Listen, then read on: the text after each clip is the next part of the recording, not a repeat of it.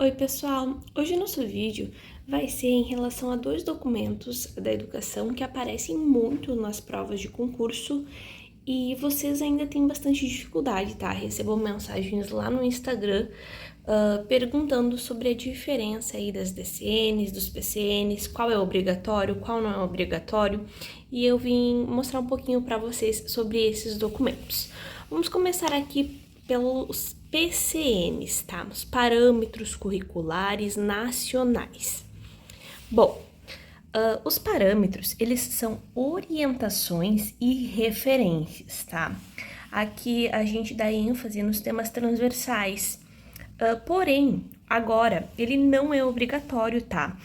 Para a construção dos currículos, principalmente depois da BNCC, ele acabou caindo aí em desuso porque a gente não tá focando tanto nos parâmetros e sim na BNCC, né, que também tem os temas transversais.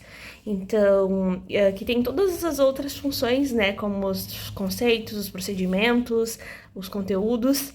Então, a gente foca mais na BNCC e não nos parâmetros.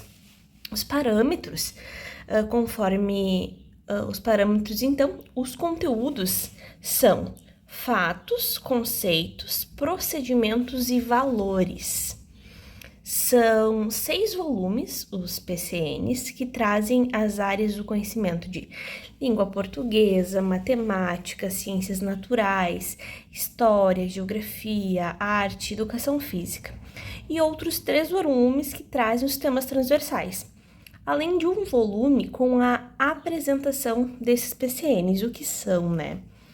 Os PCNs ainda, eles auxiliam o professor na tarefa de reflexão e discussão de aspectos do cotidiano da prática pedagógica, a serem transformados então continuamente pelo professor. São os conteúdos mesmo relevantes ali para os procedimentos em sala de aula. Segundo os parâmetros, o papel da educação no mundo democrático impõe exigências no mundo contemporâneo, quais sejam domínio da língua falada e escrita, princípios de explicação científica, as coordenadas especiais e temporais, espaciais e temporais que organizam a percepção do mundo.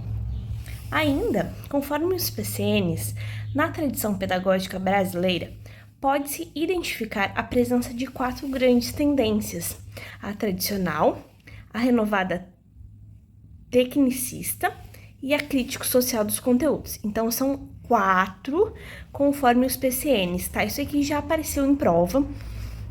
Tradicional, renovada. Aqui na renovada entram as 2 renovadas, tá? Por isso que é só uma. Tecnicista e crítico social dos conteúdos. Então, são 4 tendências aqui conforme os parâmetros. Ainda, aqui tem mais uma explicaçãozinha do que são os tipos de conteúdos que tem dentro dos parâmetros, tá? Uma de suas funções é orientar e garantir a coerência das políticas de melhoria de qualidade no ensino público brasileiro, basicamente como a BNCC, né? Então, ele traz a igualdade aí para todo o Brasil. Os conteúdos conceituais a gente aprende a conhecer. Conteúdos procedimentais a gente aprende a fazer.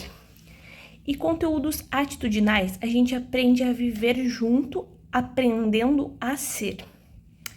Ainda, é uma das funções dos PCNs ser um instrumento útil de apoio às discussões pedagógicas, nos projetos, planos de aulas, análise de materiais didáticos, entre outros.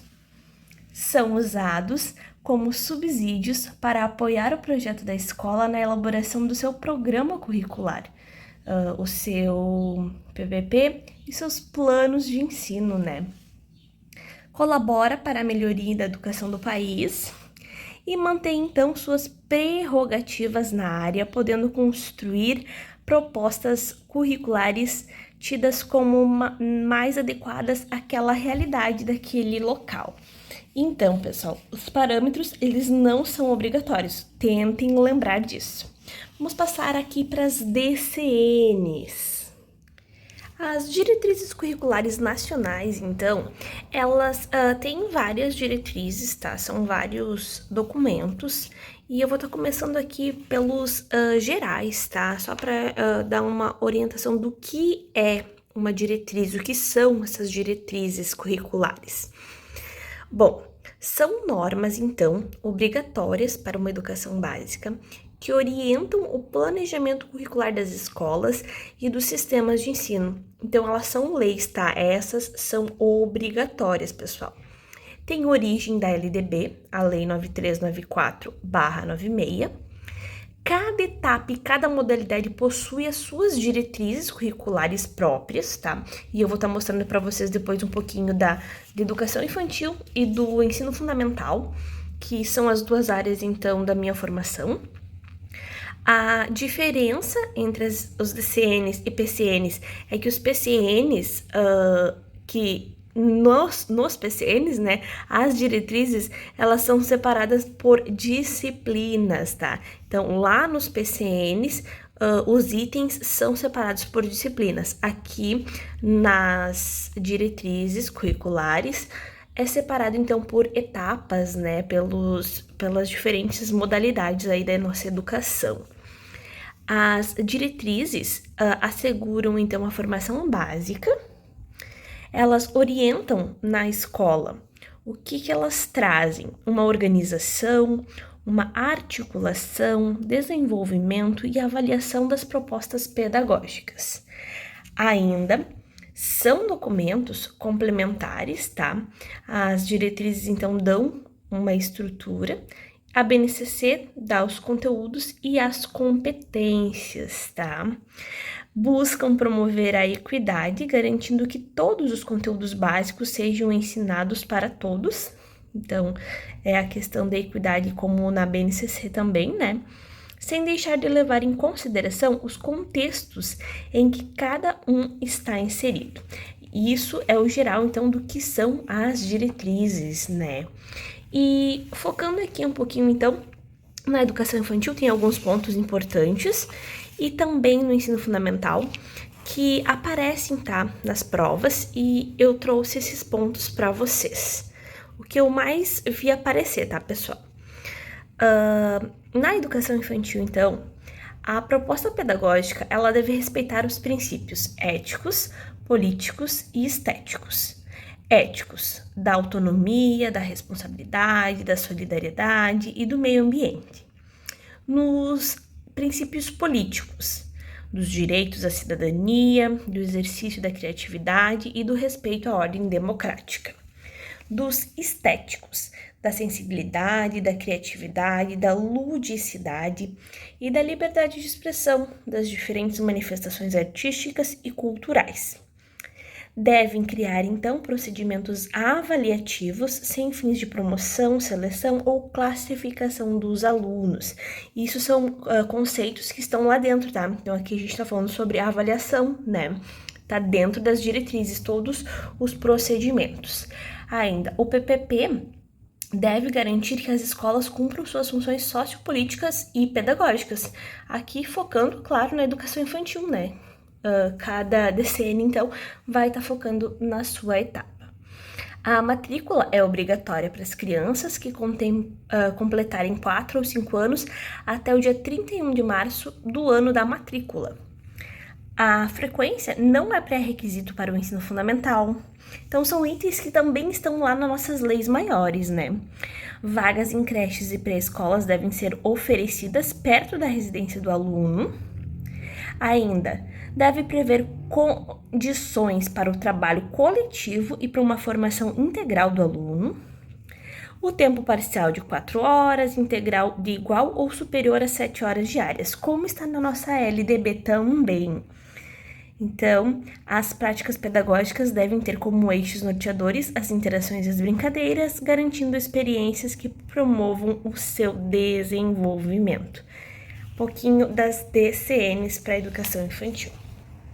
Para o ensino fundamental, então, pessoal, ensino fundamental de 9 anos. Aqui a gente vai ter então a articulação com os demais documentos e leis nacionais, como a gente viu também nas outras diretrizes, tá? Na diretriz ali de educação infantil, então ensino fundamental também tem, tá? Esse link direto com a LDB. Então, muitos conceitos que vocês verem aqui, muitas questões orientadoras que estão aqui dentro, também vão estar lá na LDB, tá? No artigo 4º, diz então que é dever do Estado garantir a oferta do ensino fundamental público, gratuito e de qualidade, sem requisito de seleção. Aqui, o ensino tem que ser ministrado em 800 horas durante 200 dias letivos, né? No mínimo 200 dias letivos. 6 a 14 anos é a faixa etária, então. Tem algumas palavrinhas chaves que vocês vão observar dentro desse documento. Relevância, equidade, pertinência, tá? E o que seriam? Relevância. Reporta-se, então, a promoção de aprendizagens significativas do ponto de vista das exigências sociais e do desenvolvimento pessoal. Aqui temos a pertinência. Refere-se à possibilidade de atender às necessidades e características dos estudantes de vários contextos sociais, então, de todos os contextos sociais, tá? A equidade é a importância de tratar de forma diferenciada para tratar ou ajudar, né, quem está em desigualdade. No currículo, experiências escolares e sociais são fundamentais. Então, eles estão trabalhando aí para uma educação de qualidade e a criança tem que ser matriculada com 6 anos, né, até o dia 31 de março. Então, quem completar 6 anos até o dia 31 de março tem que ser matriculado no ensino fundamental. Os princípios também, aqui a gente tem princípios éticos, políticos e estéticos, tá? Os princípios éticos justiça, solidariedade, liberdade, autonomia. Princípios políticos de reconhecimento dos direitos e deveres da cidadania. E os princípios estéticos do cultivo da sensibilidade e racionalidade e criatividade. Então, aqui tem um resumão, né, do que vocês vão encontrar também dentro das diretrizes curriculares para o ensino fundamental.